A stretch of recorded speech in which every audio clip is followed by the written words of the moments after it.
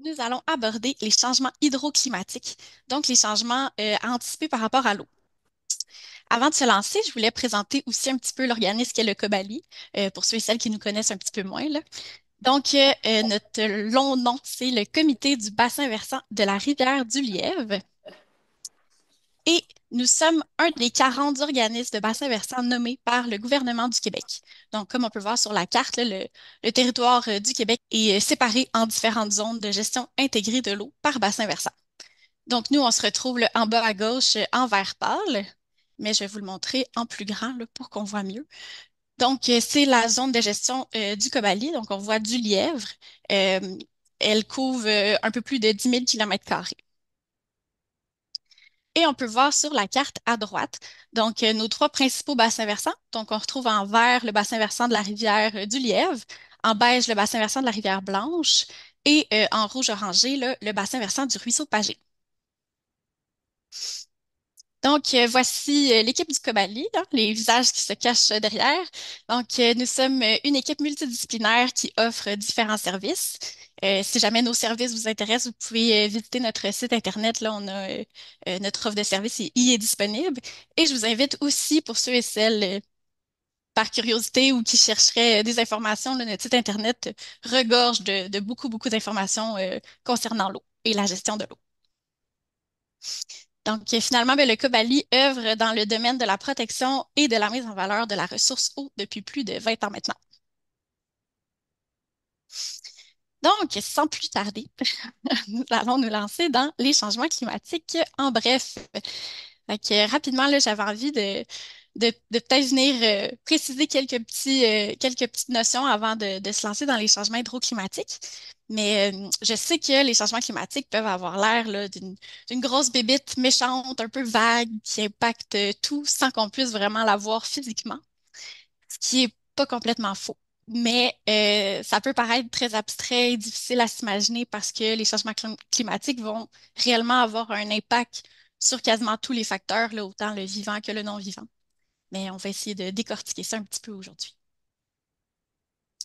J'en profitais aussi pour démystifier là, justement une notion qui est le climat et la météo, en fait, qui sont deux choses très différentes. Donc, vous avez probablement déjà entendu des gens dire que les scientifiques ne peuvent pas prédire combien il va faire demain. Alors, comment ils pourraient prédire combien il va faire dans 50 ans? Eh bien, le climat et la météo sont vraiment deux choses très, très différentes. Ils sont liés, mais très différentes. Selon Ouranos, un consortium sur les changements climatiques, que je vous invite fortement à visiter leur site Internet, le climat réfère à une longue période de temps, à un endroit donné, qui est défini par les valeurs normales calculées sur 30 ans. Donc, on voit que vraiment le climat, c'est quelque chose de beaucoup plus stable que la météo, mais ça change très, très lentement. Il y a aussi plusieurs facteurs naturels qui vont influencer le climat, comme l'inclinaison de la Terre, les courants océaniques, les éruptions volcaniques majeures et les variations de l'énergie solaire. Donc, la météo, c'est vraiment à un endroit précis aussi, mais sur un court horizon de temps. Donc, oui, les changements climatiques entraînent aussi des événements météorologiques. J'imagine que je ne vous apprends rien par rapport à ça. Donc, actuellement, au niveau global, il y a un réchauffement climatique de 1,2 degrés Celsius depuis le début de l'industrialisation. Donc, on se réfère toujours à 1850 environ. Euh, Peut-être qu'il y a certaines personnes qui se disent pourquoi pas, s'il fait plus chaud à l'année, ça peut pas faire de mal. Malheureusement, les prévisions sont beaucoup moins alléchantes, là. Les changements climatiques ne signifient pas non plus que le Québec va devenir un pays tropical pour autant. Mais bon. Donc, ce réchauffement-là peut sembler petit, peut-être 1,2 degrés Celsius. Ça peut sembler petit pour, par exemple, le Québec, que dans une même journée, des fois, on passe de 10 degrés Celsius de différence et plus. Mais c'est vraiment, c'est très, très différent, là. C'est à l'échelle de la planète. euh, c'est ça, c'est à l'échelle globale. Aussi, selon le site d'Atlas Climatique Canada, 17 des 18 années les plus chaudes enregistrées se sont produites depuis 2001. Donc vraiment, on voit qu'il y a une tendance ça s'exacerbe dans les années qui viennent de passer. Désolé. Donc, on voit que c'est ça, c'est des prévisions, il y a beaucoup de prévisions qui existent, mais ça tend pas nécessairement, c'est pas un réchauffement qu'on va devenir un pays tropical pour autant. Je voulais aussi faire un tout petit rappel là, sur les GES, donc les gaz à effet de serre. Juste préciser que effectivement les GES c'est essentiel à la vie. Sans l'effet voyons, sans l'effet de serre, donc sans ces gaz à effet de serre-là, la Terre serait inhabitable pour les humains, pour la vie. Donc, la température moyenne serait d'environ moins 16 degrés Celsius. Et avec l'effet de serre, elle est à 15 degrés Celsius. Sauf que ça vient vraiment jouer quand il y a les gaz à effet de serre qui proviennent des activités humaines. Là, on a un grand changement à ce niveau-là. Donc, les effets des activités humaines, donc la production de GES, euh, occasionnerait un réchauffement du climat là, d'une puissance de 50 fois plus grande que les phénomènes naturels là, depuis la révolution industrielle. Donc, il y a un gros changement à ce niveau-là. Et les principaux GES c'est ça, qui composent les GES, en fait, les principaux gaz, on va retrouver le dioxyde de carbone, donc le CO2, le méthane et le protoxyde d'azote, excusez-moi, et l'ozone. Donc, je voulais juste vous montrer là, rapidement ici que j'ai mentionné justement là, les gaz à effet de serre d'origine naturelle. Donc, on peut voir sur ce graphique ici qui sort du dernier rapport du GIEC, en fait, de 2021. Donc, on voit en bleu sur le graphique ça serait les émissions de GES émises naturellement, donc par l'activité solaire, par l'activité volcanique. On voit en noir ce qui est observé et on voit la ligne en brune, c'était les simulations, donc les prévisions en fait des GES humains, d'origine humaine et d'origine naturelle combinées ensemble. Donc là, j'ai passé beaucoup de données. Tout ça est disponible, entre autres, sur le site d'Uranos, dans les rapports du GIEC. Donc, je vous invite là, à aller chercher ces sources-là. Je les ai mis aussi à la fin du PowerPoint. Donc, si jamais vous avez plus d'amples questions à ce niveau-là, là, j'ai les sources que vous pourriez aller visiter. Donc, je voulais aussi passer pour qu'on voit plus globalement les secteurs d'émissions là, des GES qui sont issus d'activités humaines, mais à l'échelle globale, donc à l'échelle mondiale. En premier rang, on voit la production d'énergie. Donc, comme je viens de mentionner, c'est vraiment au niveau des activités mondiales. Donc, la production d'énergie, par exemple, fait référence aux énergies fossiles et non nécessairement à l'hydroélectricité. Donc, c'est sûr que pour le contexte québécois, c'est différent parce que on va avoir majoritairement d'hydroélectricité, donc une énergie qui est dite plus verte. Euh, on voit là dans ces données-là en premier rang, justement la production d'énergie, 66% de cette énergie-là dans le monde proviendrait de la combustion d'énergie fossile. Donc, encore une fois, c'est différent de la situation québécoise. Sinon, pour les autres, on peut quand même voir là, au Québec, c'est quand même on entre dans ces données-là aussi, là. Donc, en deuxième rang, on a les procédés industriels. Ça ici, ça comprend la transformation de métaux, de minerais, de ciment, d'aluminium, etc. Mais aussi, des fois, des biens de consommation qu'on pourrait moins penser comme la production de vêtements de mode rapide. Donc, ça, ça va avoir des procédés très polluants qui vont être inclus dans dans ces procédés industriels-là. On a en troisième rang l'exploitation des forêts et l'agriculture. Donc ici, on parle de production à très grande échelle. Par exemple, pour la production de masse de céréales, de maïs, qui sont destinées à la production de viande, donc pour nourrir le bétail. La coupe de bois c'est pas nécessairement de la déforestation à proprement parler. Donc, quand on parle de déforestation, ça va vraiment être lorsqu'un territoire forestier est coupé pour ne plus jamais en être un. Donc, par exemple, pour devenir justement un champ de soya, par exemple. Donc, quand c'est coupé pour redevenir une forêt, on ne parle pas nécessairement de déforestation ici. L'élevage industriel, entre autres, de bétail, est la principale source d'émissions de méthane. Le méthane, j'en ai parlé juste un petit peu dans les GES. C'est un gaz à effet de serre qui est 20 fois plus puissant que le fameux CO2 qu'on entend beaucoup parler. Donc, le méthane, il est vraiment non négligeable. En quatrième, nous avons le transport. Donc, encore une fois, c'est au niveau mondial, je rappelle. Donc, 70% de ces émissions-là proviennent des véhicules et 12% de l'aviation. Et en dernier rang, nous avons la gestion des bâtiments. encore une fois, majoritairement par le chauffage et la climatisation dans des pays où l'énergie provient de combustibles fossiles. Donc, c'était mon rappel. Maintenant, on va plus tomber dans les conséquences attribuées au changement climatique, juste avant de tomber dans les changements hydroclimatiques. Donc, plusieurs conséquences sont attendues et ont déjà commencé à se faire sentir. Probablement que vous avez remarqué la fréquence des événements justement météorologiques qu'on qualifierait d'extrêmes. Donc, ça inclut les sécheresses, les vagues de chaleur, les vents violents qui augmentent la fréquence des feux de forêt, qui à leur tour augmentent les GES dans l'atmosphère. Donc, on voit vraiment là, que c'est une roue qui tourne, là. Il va y avoir des pluies intenses et abondantes qui vont, entre autres, être dues par le réchauffement global de l'atmosphère aussi, parce que lorsque l'atmosphère se réchauffe, ça augmente sa capacité à contenir de l'humidité. Donc, ça va occasionner des gros coups d'eau, des coups d'eau vraiment plus importants peut-être. Ben, pas peut-être en fait. Dans les prévisions, c'est ce qu'il y a. Donc, ce qui pourrait augmenter les inondations, les glissements de terrain. Et on va avoir aussi des importantes baisses et hausses de température, donc des gels plus prononcés et plus fréquents.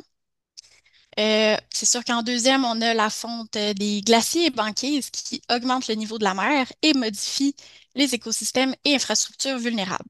Donc, on a une diminution de la salinité de l'océan qui vont impacter les courants océaniques. Donc, si on a vu tantôt que les courants océaniques influencent naturellement le climat aussi. Il y a aussi la fonte du pergélisol. Donc, tantôt, je vous ai mentionné que le méthane était 20 fois plus important en termes de radiation, de ra- bref, qui est plus important euh, que le CO2. Donc, la fonte du pergélisol, c'est un puits incroyable, une source incroyable de méthane, donc qui serait relarguée une fois que le pergélisol commence à fondre. Donc, comme vous pouvez voir, là, une fois que l'engrenage est activé, c'est impossible de l'arrêter complètement. Donc, les changements climatiques ont vraiment un effet domino là, et ne font qu'accentuer les conséquences. Et peut-être que vous avez remarqué, mais dans plusieurs des conséquences que j'ai mentionnées, euh, on voit qu'il y a une tendance avec l'eau. Donc, l'eau revient vraiment souvent. On voit que ce soit par la quantité, l'absence, la fréquence ou la forme qui change, les changements hydroclimatiques là, qu'on peut s'attendre au Québec sont très présents et sont déjà aussi, je vous apprends, tu sais, je vais rien vous apprendre de nouveau comme justement des augmentations de précipitations en hiver qui sont liquides et non qui sont sous forme de neige. C'est toutes des choses que vous avez probablement déjà remarquées, mais selon les prévisions justement dans les prochaines années, ils vont juste être exacerbés. Donc, on va les voir plus fréquemment, plus intensément. Donc, justement, l'augmentation des précipitations liquides en hiver, ça va changer justement le régime de précipitation à ce qu'on connaît, par rapport à ce qu'on connaît. Donc, la modification justement de la quantité de neige va avoir aussi des répercussions sur la forme des crues. Donc, au printemps, ça va changer. Je vais le voir un petit peu plus loin, là, justement, les crues, on va repasser. Des épisodes, une augmentation des épisodes de fortes pluies. Donc, vous avez probablement remarqué, on en a eu aussi cette année, dans les années précédentes aussi. Donc, par exemple, cette année, je pense dans le coin de la Saint-Jean, il y a eu des très, très fortes pluies. Il y a des calvettes qui sont parties. Donc, ça va augmenter là, la pression. Ça va faire une pression très importante sur les infrastructures des ponceaux, je m'excuse. Il va y avoir une augmentation aussi de l'évaporation des eaux de surface. Donc, comme la température ambiante va se réchauffer, c'est sûr que l'évaporation provenant des eaux de surface, comme les lacs, les rivières, va être augmentée. Et plus il y a d'évaporation, ben, plus il va y avoir de répercussions en forme de pluie. Donc, cette eau qui monte, en fait, qui s'évapore, va recondenser plus loin. Il y a ça aussi, c'est que quand on parle des fois de fortes pluies, on voit qu'il y a souvent des sécheresses aussi qui sont associées à ça. C'est que l'évaporation va se passer à un endroit précis, mais la pluie ne va pas nécessairement retomber à cet endroit-là. Donc, vraiment, cette eau-là qui est retirée d'un endroit va recondenser et pleuvoir ailleurs, qui pourrait causer, par exemple, des inondations dans un autre secteur complètement. Donc, il va aussi avoir justement les modifications des crues printanières, entre autres. Donc, des crues qui vont être plus hâtives. On va avoir un moins gros couvert de neige, mais qui vont probablement être plus faibles, justement. En moyenne, ça va être probablement des crues qui vont être déplacées aussi, là. Donc, des modifications par rapport à ce qu'on est habitué, à ce qu'on est peut-être préparé aussi. Donc, ça va vraiment devoir remodeler une préparation. On va avoir des impacts sur les réserves d'eau souterraines parce que justement, euh, les pluies vont peut-être, il va y avoir une plus grande évaporation, les pluies vont se répertorier ailleurs, les réserves d'eau souterraine vont peut-être avoir moins de recharge, donc il va y avoir des impacts à ce niveau-là. Les étiages plus sévères dus à l'augmentation des températures et à l'évaporation aussi. Donc, des augmentations de la température de l'eau et diminution de l'oxygène dissous sont à prévoir. C'est sûr qu'ici, au niveau des riverains, donc au niveau des gens qui habitent sur le bord des lacs, les rivières aussi, mais vraiment les lacs, c'est sûr que l'augmentation de l'eau, on voit là vraiment, ben pas on voit, c'est un fait là, une augmentation de l'eau, de la température de l'eau va créer une diminution de l'oxygène dissous. Ça, c'est vraiment là, la même analogie que la canette de liqueur, par exemple, sur un comptoir. Quand elle est froide, elle est très pétillante. Si on la laisse sur le comptoir longtemps, elle va se réchauffer. Plus elle se réchauffe, moins il va y avoir de gaz à l'intérieur. Donc, même chose pour les lacs. Si on a moins d'oxygène dissous dans l'eau, c'est vraiment moins propice à certaines espèces de poissons, comme par exemple des espèces qui sont très intéressantes, comme le touladi, les truites, des espèces qui ont besoin d'avoir de l'eau froide et très oxygénée. Donc, ça m'amène au troisième point, la modification de la biodiversité. Donc, encore une fois, ce qu'on connaît va venir à modifier. Il va y avoir des espèces qui vont disparaître, d'autres espèces qui vont peut-être s'installer, des espèces qui sont plus tolérantes, comme par exemple la barbotte. Donc, sans dire que tous les lacs vont être seulement habités par le brochet et la barbotte, là, mais c'est sûr qu'il va y avoir des modifications à ce niveau-là. L'augmentation de la température de l'eau va également engendrer une diminution de la qualité de l'eau en général, parce que c'est sûr que des températures plus élevées dans l'eau, c'est plus propice à des augmentations d'épisodes de floraison de cyanobactéries. Donc, c'est sûr que des gros coups d'eau aussi vont augmenter le ruissellement. Donc, le ruissellement veut aussi apporter souvent des nutriments, donc des sédiments aussi. Ça va faire une diminution de la qualité de l'eau et augmentation justement, prolifération de plantes aquatiques, de plantes aquatiques exotiques envahissantes, d'espèces aussi. Donc, c'est sûr qu'il va y avoir des grosses modifications au niveau des lacs.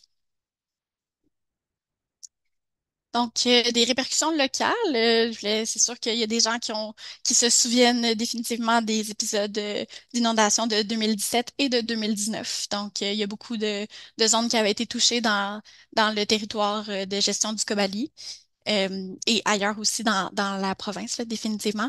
Les inondations de 2017, par exemple, avaient coûté plus de 13 millions de dollars là, au gouvernement du Québec. Donc, ça, c'est aux contribuables, en fait.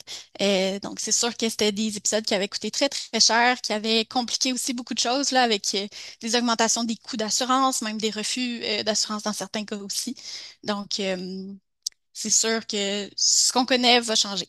A déjà commencé aussi dans probablement bien des cas. C'était aussi, j'avais mis la photo d'archives justement qui avait été prise à Fermeneuve en 1974. Donc, pour montrer qu'effectivement, on en entend de plus en plus parler, on voit beaucoup de répercussions, mais que c'est pas nécessairement nouveau non plus. Donc, il y a on subit les conséquences des gestes passés, c'est sûr, mais ça ne va aller qu'en continuant. Donc, c'est pas des événements nécessairement qui sont nouveaux. Maintenant que je vous ai fait un beau portrait très, très jojo, ben, il y a des adaptations qui sont possibles. Il y a aussi des événements, il y a aussi beaucoup d'actions de lutte qu'on peut poser, mais aujourd'hui, on veut vraiment aller plus dans l'adaptation. Donc, j'avais envie de commencer justement par les adaptations au niveau régional et municipal. Ça, c'est juste c'est une petite liste là, vraiment très concise. Là. C'est pas du tout exhaustif. Il y a beaucoup, beaucoup d'autres options, beaucoup d'autres actions à poser aussi là, pour l'adaptation. Donc, en premier lieu, c'est sûr que la conservation des milieux naturels, des aires protégées, des milieux humides, ça permet là, de maintenir des écosystèmes naturels et diversifiés qui sont beaucoup plus résilients là, aux épidémies d'insectes, par exemple, qui vont aussi être exacerbées par les changements climatiques. J'en ai pas beaucoup parlé. On parle un petit peu plus au niveau de l'eau aujourd'hui. Mais aussi, ça va être plus résilient aux aléas climatiques par la rétention et l'interception de l'eau, aux extrêmes de chaleur aussi. Donc, on réinvente pas la roue nécessairement, là. Des arbres, c'est sûr que ça l'intercepte des fortes pluies, ça l'aide à justement atténuer le ruissellement, ça va aussi créer de la fraîcheur. Donc, c'est sûr que maintenir des écosystèmes naturels, c'est très positif. La réduction des surfaces imperméables permettrait aussi de mieux réagir là, aux gros coups d'eau, mais aussi de mieux s'adapter aux aléas climatiques, encore une fois. Donc, il va être important là, de pouvoir retenir l'eau de pluie pour pallier aux périodes de sécheresse, mais aussi de pouvoir la gérer quand on a les gros coups d'eau. Donc, par exemple, en aménageant des bassins de rétention des eaux pluviales dans les villes, dans les municipalités, on peut instaurer là, justement des surfaces qui sont perméables dans ce, donc des aménagements végétaux, par exemple, qui vont permettre d'absorber l'eau qui ruissellerait. Ça va également permettre de filtrer cette eau-là de ruissellement et d'occasionner par le fait même une recharge des eaux souterraines, là, parce que vraiment, l'eau va être à un endroit, va se faire filtrer et va pouvoir percoler dans le sol, en fait, éventuellement. Donc, en troisième, on a l'augmentation de la végétation dans les villes, dans les municipalités, mais donc, on est encore dans le régional et municipal ici. Ça permet à grande échelle là, de diminuer les effets de fortes pluies, de réduire la chaleur. Création de parcs éponges, par exemple. Je sais que la ville de Montréal sont très bons dans les parcs éponges. Là, il y en a plusieurs qui ont poussé dans les dernières années. Je vous invite à aller regarder les concepts. C'est bien intéressant quand même, justement, pour pallier aux zones qui sont imperméables, donc comme l'asphalte, les cours de récréation, tout ça. Donc, c'est une bonne idée de pallier pour pallier à ça. En quatrième, on a amélioré la résilience de nos infrastructures pour éviter, par exemple, justement, comme mentionné tantôt, que les ponceaux cèdent sous la forte quantité d'eau, que les bords de route là, soient pas capables que les ponceaux soient pas capables de maintenir justement les bords de route après beaucoup d'eau qui s'est engorgée dans le sol. Donc, ça va être tout à prévoir là, à grande échelle à ce niveau-là aussi. Donc ici, on a des exemples qui ont été faits. À gauche, on a le projet de la rue Saint-Maurice à Trois-Rivières. Donc, c'est vraiment une rue au complet qui a été refait là, pour faire des aménagements euh, donc, on a enlevé certaines places de stationnement, on en a centralisé dans d'autres, donc pour ajouter de la verdure un petit peu et augmenter la résilience de ce secteur-là. Donc, ça améliore aussi la qualité de vie des gens. C'est quelque chose qui est quand même intéressant aussi et important à prendre en considération. Donc, c'est plus beau visuellement, il y a une création d'ombre une fois que les arbres sont rendus grands, filtration des polluants provenant de la route, des voitures, infiltration de l'eau de pluie, augmentation de la séquestration de carbone aussi par les végétaux qui sont plantés en pleine ville. Et à droite, quelque chose qui ressemble aussi, là, donc on a un projet qui a été réalisé à Portland aux États-Unis. C'est un exemple de plate-bande qui recueille l'eau de ruissellement aussi, là, justement, qui vient de la rue. Donc, ça permet encore une fois de la filtrer et de recharger les eaux souterraines. Un autre exemple de résilience et d'adaptation.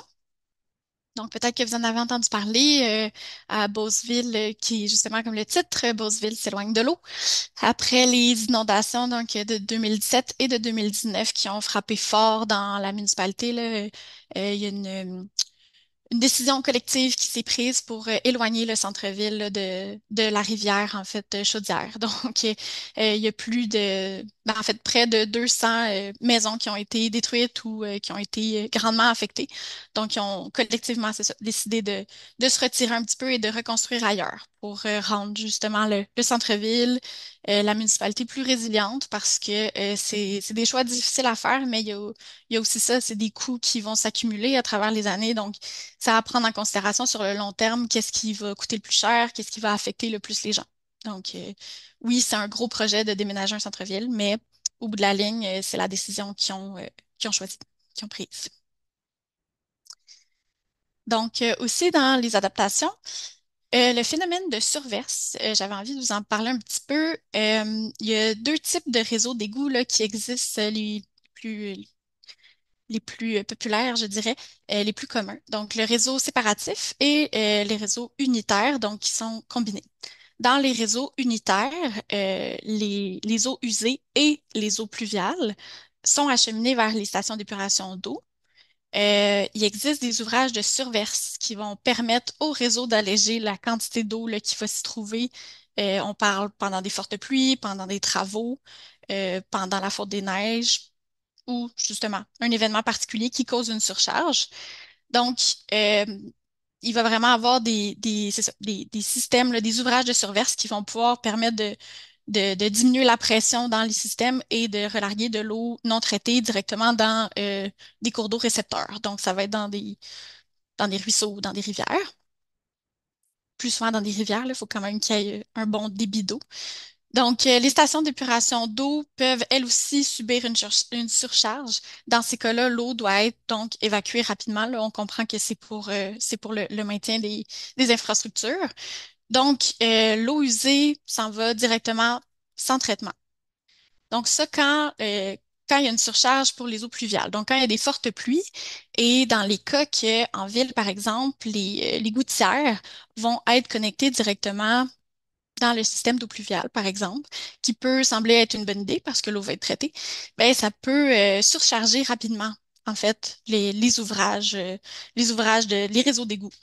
Donc, c'est une pratique à éviter, surtout dans l'éventualité que les coups d'eau vont être de plus en plus fréquents. Donc, on va essayer c'est une bonne idée collectivement de diminuer la pression sur les réseaux d'égouts.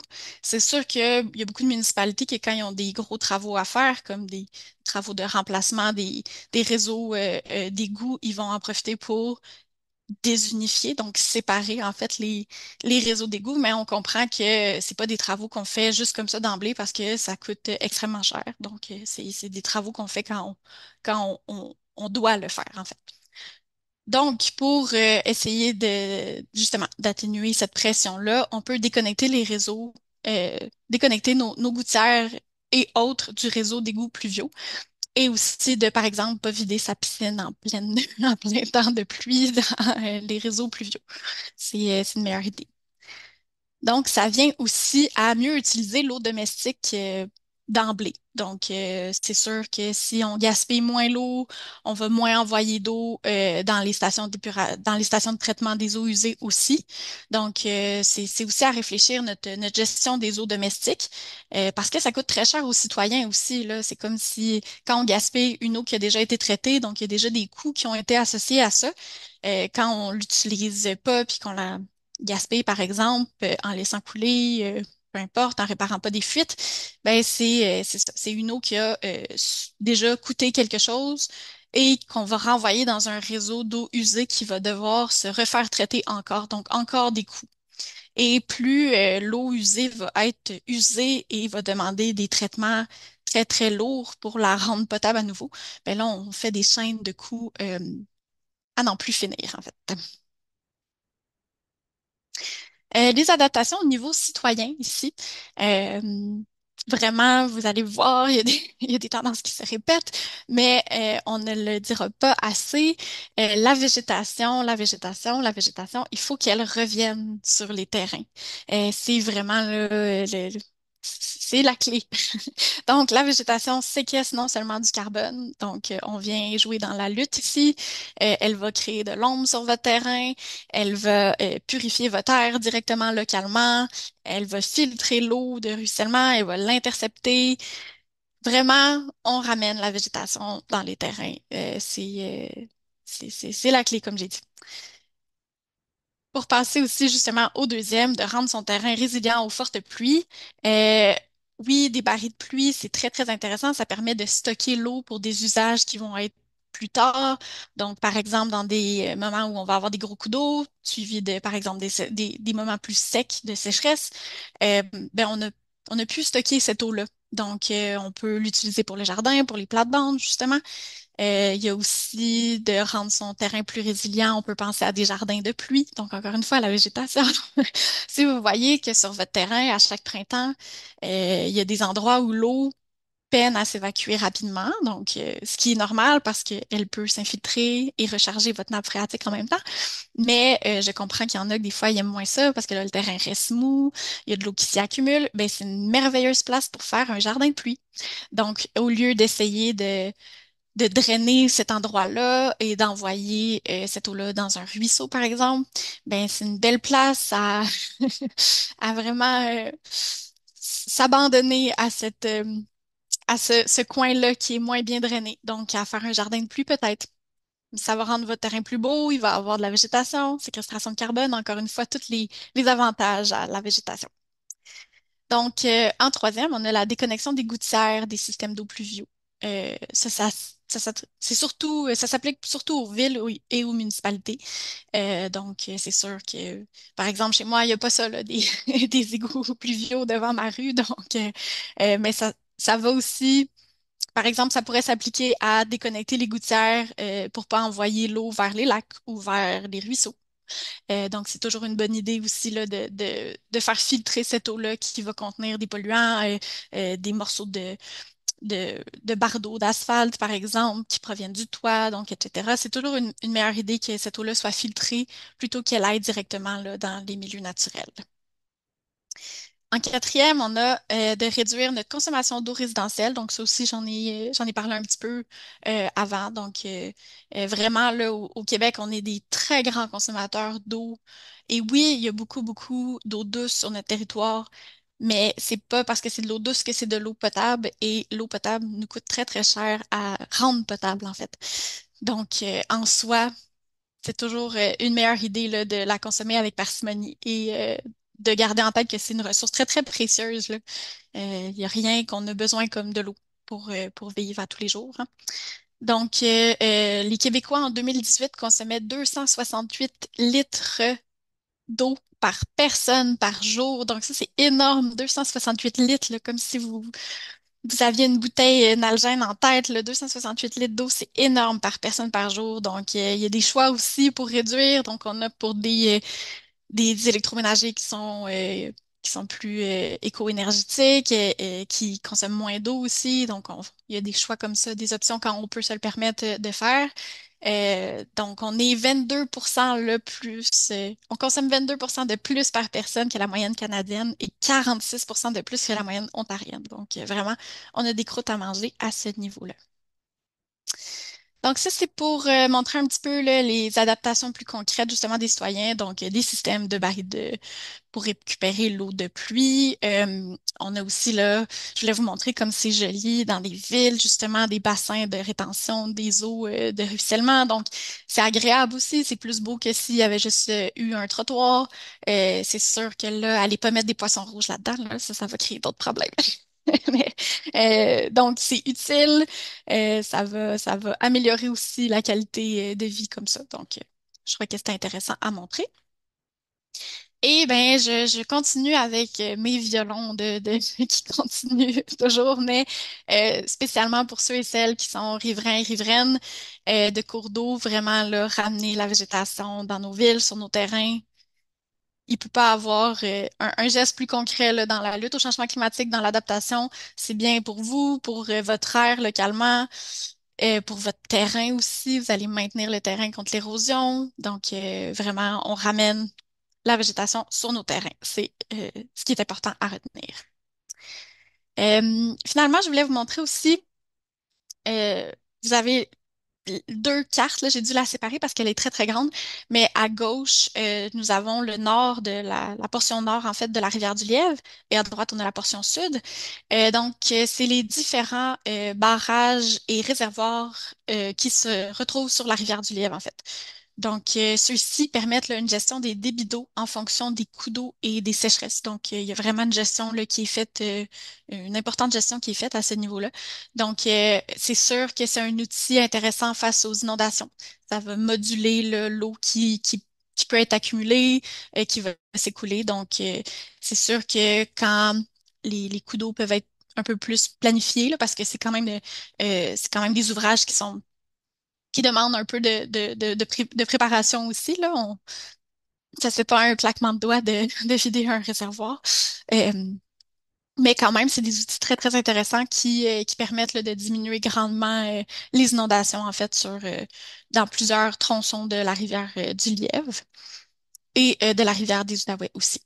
Donc, c'est difficile là, de connaître exactement comment tous les facteurs vont être impliqués. Donc, la gestion est quelque chose de plus complexe quand même, là. Mais il faut voir un petit peu là, les réservoirs dans des gros coups d'eau, dans des gros moments comme ça. C'est comme si vider un réservoir en prévention revient un peu à vider un seau d'eau avant une forte pluie, là. Donc, on peut stocker de l'eau dans ce réservoir-là. C'est sûr que ça diminue pas la quantité d'eau qu'on va recevoir. Donc, c'est sûr que les réservoirs ils ont leurs limites aussi. Ça n'augmente pas non plus la grosseur du seau en soi, mais vraiment, c'est quand même un outil intéressant à avoir dans la gestion des débits d'eau. Donc, nous sommes rendus à la question, à la portion questions-commentaires. Je voulais encore une fois remercier notre partenaire Boralex d'avoir permis la tenue de ce Midi Kobali. Et encore une fois, donc, après la médiagraphie comme ça ici, si jamais il y a des gens qui souhaitaient avoir les liens pour, par exemple, le consortium d'Uranos, Atlas Climatique Canada. Donc, nous sommes disponibles pour questions et commentaires. Merci beaucoup d'avoir assisté aussi. Si jamais il n'y a pas de questions, commentaires, vous êtes libérés, vous allez pouvoir grignoter rapidement avant de retourner au travail. Fait que merci beaucoup d'avoir assisté aujourd'hui. Si jamais vous avez aussi des propositions de Midi Kobali que vous aimeriez que Pierre-Étienne ou moi on traite, gênez-vous pas, ça nous fait toujours plaisir d'avoir des idées. Des fois, on ne sait pas qu'est-ce qui pourrait vous intéresser. Donc, c'est sûr qu'il faut que ça ait rapport à l'eau, mais gênez-vous pas pour nous contacter aussi si vous avez des questions ou quoi que ce soit. Je vais me permettre un petit résumé, là. L'hiver, on va avoir moins de neige. Il va y avoir des crues en conséquence qui devraient être plus hâtives au début du printemps. Peut-être des crues moins fortes parce qu'il va y avoir moins de neige. Mais ça dépend de la pluie qu'on va avoir au printemps, bien sûr. Puis l'été, ben, on s'attend à des épisodes d'orage, de gros coups d'eau assez forts, mais en contrepartie avec des étiages plus sévères. Donc les cours d'eau risquent en moyenne, mettons vers la fin du mois d'août ou en septembre, d'avoir des niveaux plus bas. Puis ça devrait se prolonger à l'automne. Fait que je pense que le ruissellement, là, c'est un peu ce qu'il faut retenir, là. On va avoir plus de ruissellement durant l'hiver, on va avoir plus de redoux. Puis l'été, on risque d'avoir des orages assez intenses comme on l'a vu ces dernières années, là. L'eau arrive tout d'un coup pendant une journée, puis ensuite on peut avoir une période de sécheresse avec des niveaux d'eau plus bas en moyenne, mais avec des arrivées soudaines là, qui vont faire déborder certains cours d'eau euh, de façon un peu imprévisible, là. On l'a vu ces dernières années, là. Ouais, je vais me lancer. Bonjour tout le monde. Ben, c'est très intéressant. Merci pour la présentation. J'aimerais ça vous entendre un peu sur peut-être des actions que le Kobali, des exemples d'actions que le Kobali peut faire. Je veux pas avoir la liste exhaustive, puis je sais que vous pourrez me dire, ben, va voir dans le PDE, tu vas en trouver, là. Je ne l'ai pas lu encore. J'ai des gens qui travaillent là-dessus. Donc, moi, je suis à l'aménagement du territoire à la MRC d'Antoine Labelle. Pour ceux qui le savent ou qui ne le savent pas, on a rédigé, on a mis en place un plan d'adaptation au changement climatique, puis c'est dans nos plans d'aller vers vous autres éventuellement, puis de voir ensemble quelles actions peuvent se faire en collaboration. Mais je serais curieux d'entendre rapidement là, Pierre-Étienne ou quelqu'un de votre équipe là, dire ben, des exemples que le COBALI, ça fait partie de son mandat, là. Évidemment, vous avez un mandat qui touche la gestion des bassins versants, mais j'essaie de démarrer quelque chose, là, vous entendre, puis après ça, on verra si on- Ouais, ben, en fait, disons, le volet plus inondation, c'est sûr que dans notre prochain plan directeur de l'eau, on a un objectif là, assez précis pour accompagner les municipalités en termes de prévention des inondations. Ça vient aussi avec le PRAFI, là, le programme, là, Mhm. programme de résilience et d'adaptation face aux inondations. Fait qu'on veut qu'il y ait des mesures qui soient mises en place, en tout cas aider à mettre des mesures en place dans des secteurs où il y a des inondations connues, là, en 2017, en 2019, il y en a eu. Là.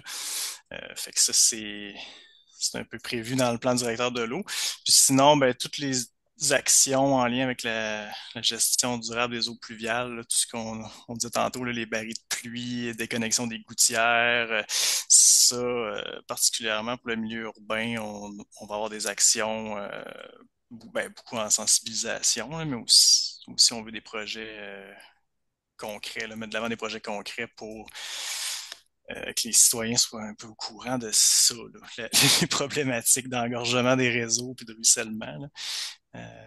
Fait que c'est surtout là-dessus, la gestion durable des eaux pluviales qu'on veut travailler. Puis sur les problématiques de secteur Ben, je pense que inondé. la sensibilisation et la communication fait partie de votre rôle, hein, vous êtes près du monde municipal, nous autres aussi évidemment, mais je ne sais pas s'il y a des élus, là, oui, je pense que j'ai peut-être vu, mais c'est pas grave. Il faut continuer à sensibiliser les élus municipaux, puis je dirais pas les convaincre, mais les aider, et les supporter dans toute la mise en place d'actions. Puis nous autres, aussi, on les voit passer, les programmes, les PRAFI, puis il commence à sortir plein de programmes des gouvernements pour aider les municipalités. Donc, les diriger vers ça, puis les aider peut-être à monter les projets. Là. On sait que bon, c'est du remplissage de formulaires, puis ça prend des études, puis des ci, puis des ça.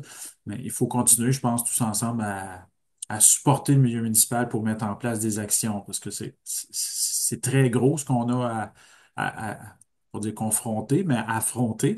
Mais je pense qu'il faut tous se mettre ensemble et pousser dans le même sens. Fait que nous autres, notre but, là, c'est de convaincre les élus. Oui, on a un plan d'adaptation, c'est le fun.